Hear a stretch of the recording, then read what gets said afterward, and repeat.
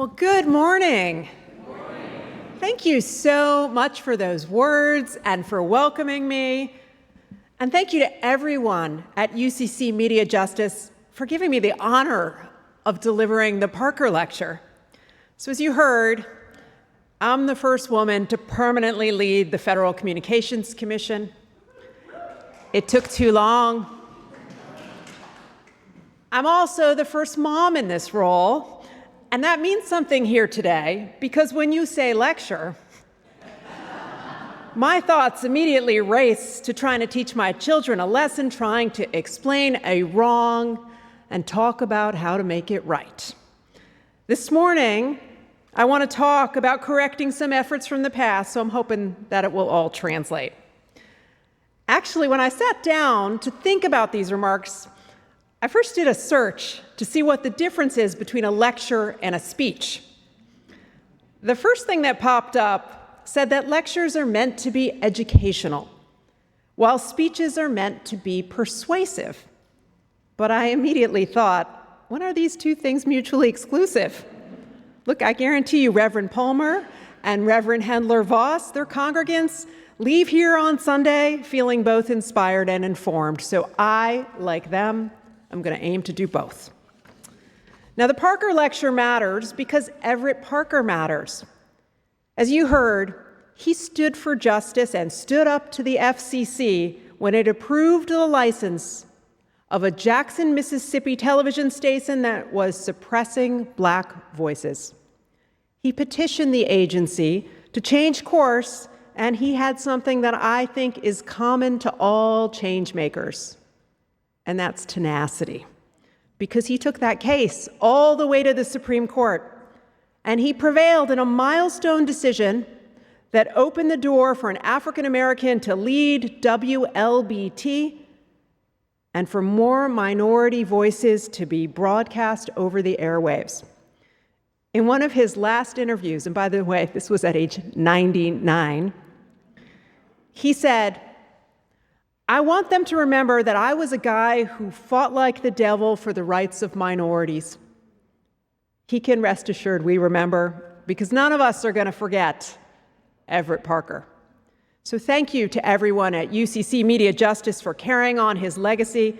Thank you also for having the extraordinarily good judgment to honor Dr. Elisa Valentin and Senator Tammy Duckworth. And let's give them both one more round of applause.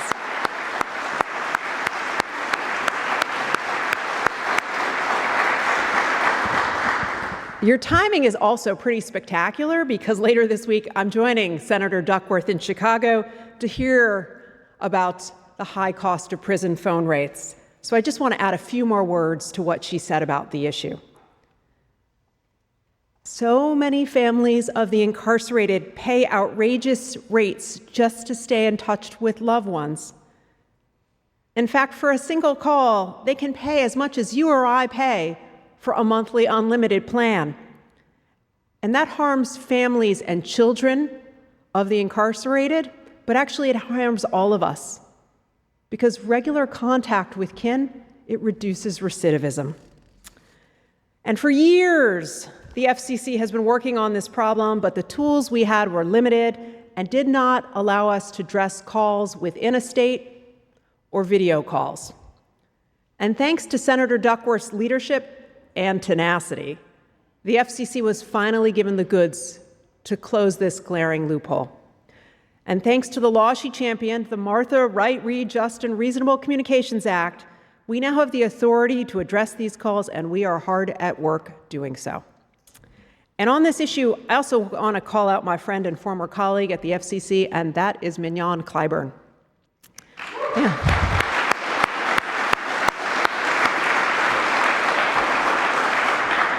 She has been relentless, and on the policymaking side, nobody has done more to seek justice for families who have been harmed by the high cost of prison payphone bills. And when I was preparing for this event, I was thinking, not only do I have to try to measure up to Senator Duckworth and Dr. Valentin this morning, I also need to meet the high standard of previous Parker lecturers. There's been a lot of them, and that includes Mignon Clyburn. In fact, there are too many luminaries to mention on the list of former lecturers, And that includes my former boss and mentor, Michael Copps.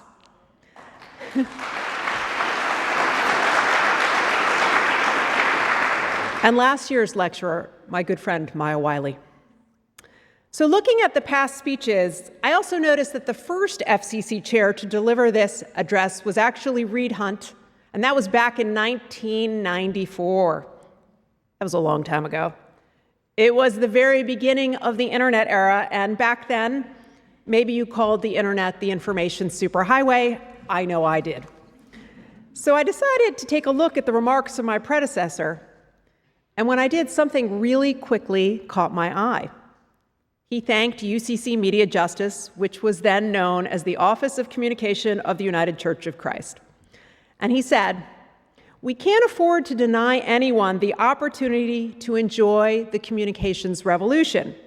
And in this regard, your organization has been particularly important." But then he went on to say that you have provided the Commission with valuable input on critical issues ranging from cable television to equal employment opportunities and, wait for it, electronic redlining. So let's pause for a moment on that, electronic redlining, because if you know about a certain statutory deadline the FCC has on November 15th, you know why that grabbed my attention. Now, I'm going to have more to say on that deadline in a second, but first let me unpack what Chairman Hunt was actually referencing. In the early 1990s, there was a new technology called video dial tone.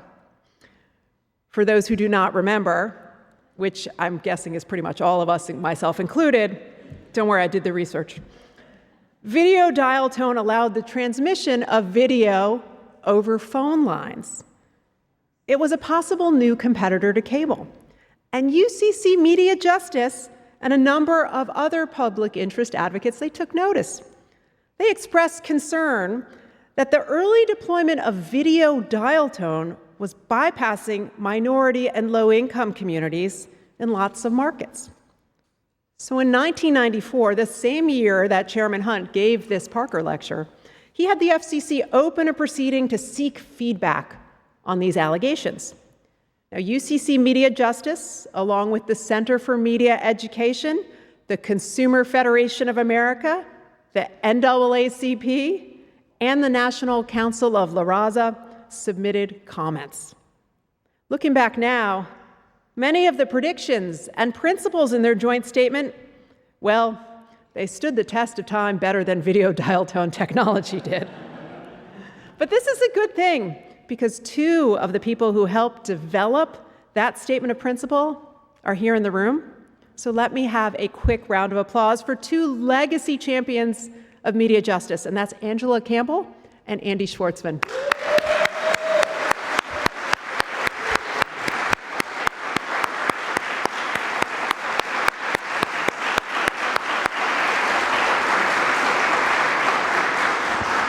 Now, they called it electronic redlining because UCC Media Justice and their allies saw patterns in the deployment of advanced communications that resembled old-school redlining.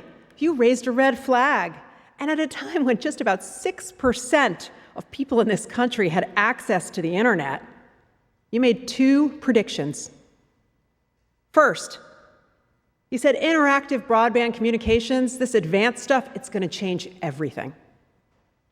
Second, you said if we did not get this right, we would end up with digital haves and have-nots.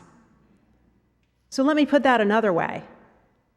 You predicted the digital divide before the digital revolution was even underway. And that's stunning. Your words from back then remind us that when new technologies come along, we have got to pay attention to how they are deployed and who gets access. We should be mindful that there are communities out there who way too often are underserved and overlooked. I like to think that nearly 30 years from now, there's a good chance people will say something similar about my own remarks. But that's not entirely because of my words today. It's because of what Congress and the FCC have been doing. In fact, if 1994 was when the digital divide first became apparent, there's good reason to believe we will look back on this moment as the time when decades of talking about it have passed and we committed to close it like never before. Now, that unprecedented effort has been powered by the bipartisan infrastructure law. It is the biggest public investment in our economic capacity since the interstate highway system. And nothing in history comes close to the commitment it makes to address equitable access to the essential infrastructure of the digital age. So let's talk about that commitment. Now, from a budgetary perspective, which is the way most people start, the most significant part of the law is the $42.5 billion it provides to build broadband all across this country where infrastructure is lacking. That's huge, and my colleagues at the Department of Commerce are working with the states to support deployment with these funds. Again, it's extraordinary. But the case I want to make for you today is that you could strip that $42.5 billion out, and this would still be landmark legislation for digital equity. And it just so happens that the other provisions that make this law so significant, well, they've been entrusted to the FCC. That does not mean what I am about to say is biased. It just means what I am about to say is really well informed. So thanks to the bipartisan infrastructure law, we are attacking the digital divide from a new angle. Instead of focusing just on broadband deployment, we are paying attention to broadband affordability. For the first time in Washington, we have acknowledged that closing the digital divide requires addressing affordability. And if we needed an object lesson in why this is true, just remember the pandemic. It wasn't that long ago. We all saw kids outside of fast food restaurants trying to go to online class, and adults sitting in parked cars to catch a free wireless signal just to keep up with life during an especially trying time. We learned that too many people in this country struggle to keep connected because they have difficulty paying for internet access. And that's why the FCC has been able to build the largest broadband affordability initiative in our nation's history. It's called the Affordable Connectivity Program, or ACP for short. And to the uninitiated, here's how it works. Eligible households get discounts of up to $30 a month on broadband service, and that number goes up to $75 a month on tribal lands. Households can also receive up to $100 to offset the cost of a computer or tablet. And you can learn some more and find out how to sign up at getinternet.gov. Most major internet providers also have a link on their websites to make it easy to enroll, and many have high-speed, low-cost service packages that are right at $30 at no cost to ACP subscribers. We now have 21 million households enrolled nationwide. That means 21 million homes with the connections they need for work, school, and so much more. I think that adds up to 21 million reasons we have come too far with this program to turn back now. We need to make sure that support for ACP continues, because while the funding that Congress provided to us for the ACP and the bipartisan infrastructure law was powerful, it was not permanent. If ACP support is allowed to expire early next year, millions are going to get shut off from the internet service they have come to rely on. So we need Congress to continue the good this program has done and build on it. And to do that, we're going to need people in the grassroots level, and I think you know something about that, to speak up and tell Washington their stories. We're going to need people to talk about what a difference ACP is making in their communities. Again, we have come so far, we cannot stop now. All right, let's review. The bipartisan infrastructure law created the largest broadband affordability program in our nation's history, and that's the ACP run by the FCC. The bipartisan infrastructure law also created the largest broadband deployment effort ever, with the $42.5 billion distributed by the Department of Commerce for high-speed infrastructure. Now, let me tell you another way this law is making history, because it also involves the FCC. And to get this discussion started, I want to first focus on the findings in the law. In fact, I'm going to read them to you word for word. Get ready. All right, Congress finds the following. Number one, access to affordable, reliable, high-speed broadband is essential to full participation in modern life in the United States. Number two, the persistent digital divide is a barrier to the economic competitiveness of the United States, and it is essential for public services, including healthcare and education. Number three, the digital divide disproportionately affects communities of color, low-income areas, and rural areas, and the benefits of broadband should be broadly enjoyed by all. Number four, in many communities across the country, increased competition among broadband providers has the potential to offer consumers more affordable, high-quality options for service. And number five, the pandemic has underscored the critical importance of affordable, high-speed broadband for individuals, families, and communities to be able to work, learn, and connect remotely. So if those findings feel familiar to the people who are here today, I just want you to remember how remarkable and important this language is, because it represents the consensus of a bipartisan majority of Congress. In other words, folks from across the ideological spectrum put into law that broadband is essential, that the digital divide disproportionately affects people of color, low-income communities, and rural areas, and that this divide is hurting the economic competitiveness of the United States. It feels appropriate to say amen. So this is the most definitive statement we have in the law that our work is not done until everyone everywhere has access to high-speed internet. So on top of support for affordability and deployment, Congress gave the FCC a new mandate to address digital discrimination. Now, to describe it again, I want to start with the law. This is what it says.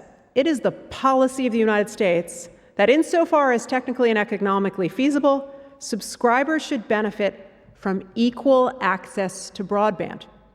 To ensure this happens, Congress directs the FCC to, quote, adopt rules to facilitate equal access to broadband internet access service. And you would ask, what should these rules involve? And Congress told us. Preventing digital discrimination of access based on income level, race, ethnicity, color, religion, or national origin, and identifying necessary steps for the Commission to take to eliminate discrimination. Okay, that's a lot of text. But this statutory language is powerful. And there's one other instruction from Congress that accompanies these words. We were told to adopt these rules within 2 years. So that makes the deadline for adoption November 15th, which is 3 weeks from tomorrow. So now I want to tell you about what we have been doing at the FCC to prepare for this day. We created the task force to prevent digital discrimination. And the task force conducted listening sessions, in fact, 8 of them, in places far and wide, like Baltimore, Maryland, Los Angeles, California, Topeka, Kansas, and a whole bunch of other places. At each, we were able to hear from the community, listen to people fighting digital discrimination on the ground, and learn about their experiences with industry. This is important because the only way to create rules that prevent and eliminate digital discrimination is by hearing with everyone who has a role to play, including state, local, and tribal governments, community leaders and advocates, and providers too. So these gatherings drove home something really critical. They made clear that the first question we needed to answer in crafting our rules, well, it's how do you define digital discrimination? In other words, what is it we're trying to prevent and eliminate to facilitate equal access to broadband service?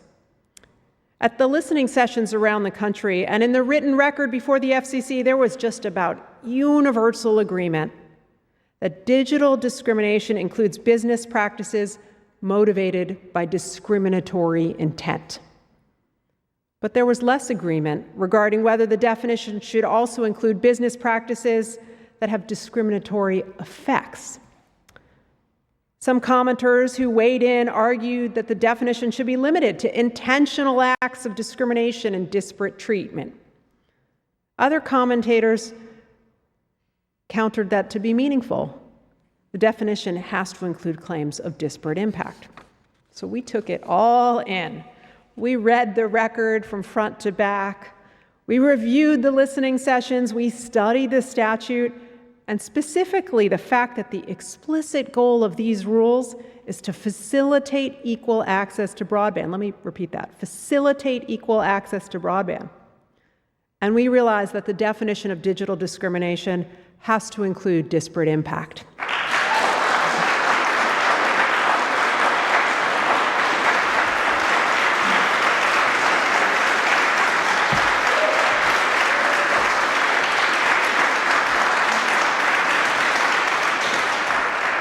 Here's why. There is little or no evidence in the legislative history or the record of this proceeding that intentional discrimination by broadband providers is a meaningful contributor to disparities in internet access. That's worth emphasizing. When a lot of people hear the word discrimination, they get their backs up and they think they're being tarred for bigotry. That's not actually what this is about. What this is about, and what the record shows, is that there are gaps in access for low-income, rural, tribal, and minority communities. It shows that the digital divide significantly tracks the housing redlining that came into existence under the National Housing Act of 1934. It shows that many of the communities that lack adequate access to broadband today, well, they're the same ones that suffer from longstanding patterns of residential segregation and economic disadvantage. It shows that minority status and income correlate with broadband access, and that, what do you know, UCC Media Justice was onto something when it identified the problem with electronic redlining nearly 3 decades ago.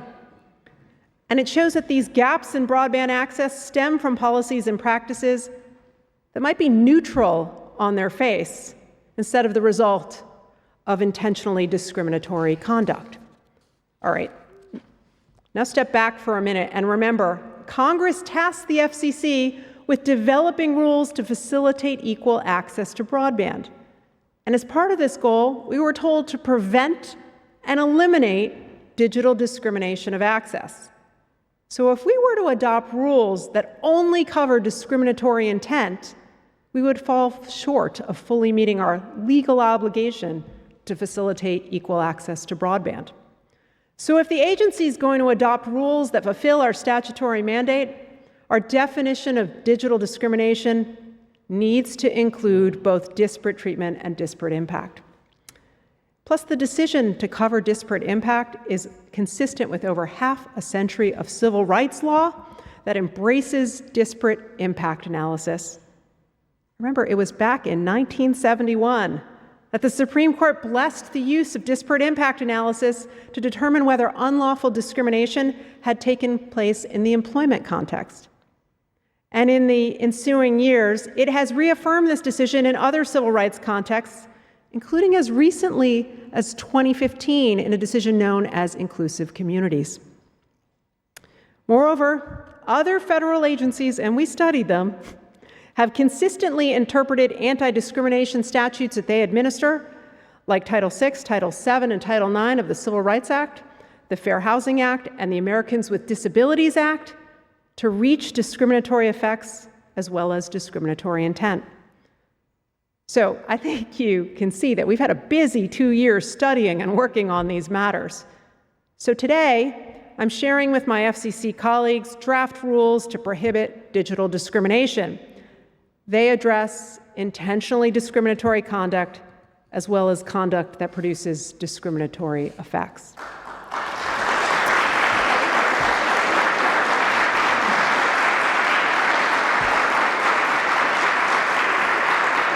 And the draft rules also create a new dedicated pathway for digital discrimination complaints. With the guidance of so many in the civil rights community, including Dr. Valentin, who we've honored here today, along with Mark Morial and the National Urban League, we have a really thoughtful approach to the complaint process. We're going to create a process aimed at finding solutions that work for all parties. But when that's not feasible, our Enforcement Bureau is going to step in with the entire enforcement arsenal at its disposal to seek remedies. These rules are strong. I mean, when you consider that Congress explicitly directed us to prevent and eliminate digital discrimination of access, well, they'd better be. But I'm going to also argue that they are fair and reasonable. Let me explain why. As the law requires, we accept genuine reasons of technical and economic feasibility as valid reasons why a broadband provider may not offer equal access on their networks. We're going to review those defenses on a case-by-case basis. Our draft rules also say that differential impact alone is not enough to establish liability. They're going to have to offer causality, where they demonstrate there's a relationship between the identified differential impacts and the respondents' policies and practices. But that's not all. The draft rules also help offer guidance to solve these problems before they even get to the FCC, and that's important. That's because the law directed us to develop model policies and practices for preventing digital discrimination that can be adopted by states and localities. So we had our Communications Equity and Diversity Council take the lead developing these practices, and they are included in the draft rules. Finally, we recognize that the ultimate goal of this proceeding is to facilitate equal access to broadband, just like the law says. So we're floating a new proposal. We're seeking comment on new reporting requirements that would give a clearer picture of recently completed deployment, upgrade, and maintenance projects. The hope is that this process could help remove impediments to equal broadband access before they even develop. All right, that is a lot of detail and explaining. I think this turned into a lecture after all. So now I'm going to take it up a level. The reason we have been able to do so much so fast to address equitable access to the digital age is because a lot of people have put in the work. People in Congress, people in this room, people in the public interest community, people at companies that have engaged with us and worked through the hard questions. Now, looming in the background of all this effort is another figure, and that is Everett Parker. Because he did more than just tear down barriers of discrimination in the broadcasting industry, he changed the way our policies were made. For a long time, the only people who could participate in the FCC's proceedings were those we regulated. They had a clear economic stake in what we were considering, and that was treated like end of the story. But he actually rewrote it, because a court embraced his argument that as citizens, we all have a right to be heard before federal agencies like the FCC. And that might seem obvious now, but it was revolutionary back then. And I think it changed the FCC for the better. So that is an extraordinary legacy. I ultimately, though, believe we honor it best, not with words, but with deeds. And we have work to do to close the digital divide. So let's be tenacious together and get it done. Thank you.